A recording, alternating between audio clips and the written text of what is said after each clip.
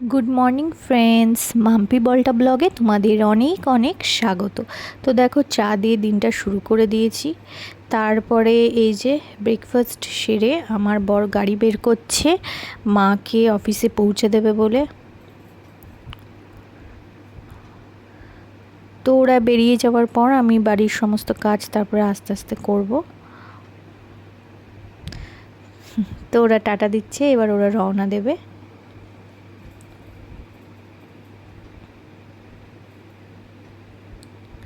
তো দেখো, তারপরে লাঞ্চের কি হয়েছে আজকে দেখিয়ে দিই। ভাত, তারপরে হচ্ছে আম দিয়ে টক ডাল, আর তারপরে হয়েছিল হচ্ছে ভেন্ডি ভাজা, আর তার সাথে ছিল হচ্ছে পেঁয়াজ আলু চচ্চড়ি,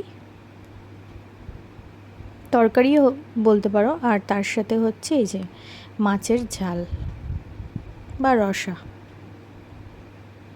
খুব টেস্ট হয়েছিল।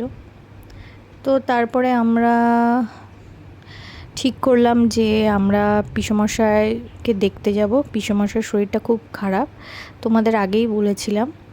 তো কালকে যাওয়া হয়নি, তো আজকে আমরা যাচ্ছি পিসেমশাইকে দেখতে। তো এই যে চলে এসেছি। তো পিসেমশাইকে দেখে আমার খুব একটা ভালো লাগলো না। পিসেমশাই ঠিকঠাক রেসপন্স করছে না। পিসেমশাইয়ের শরীরটা খুব একটা ভালো না, সব নল পাইপ ফিট করা আছে। তো উনি অক্সিজেনও নিচ্ছে, মানে পাইপের মাধ্যমে, ওনার সেই ক্ষমতাটা নেই আর কি। তো এই দেখো, আমরা পিসেমশাইকে দেখে ওখানে কিছুক্ষণ বসে পিসির সাথে কথা বলে তারপরে আমরা ব্যাক করছি। তো আমরা বাড়ি আসছি এখন।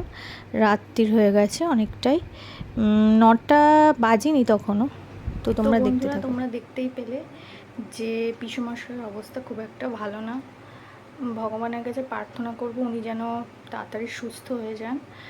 আর একটা কথাই বলবো, সবাই নিজের শরীরের খেয়াল রেখো, সবাই ভালো থেকো, সাবধানে থেকো।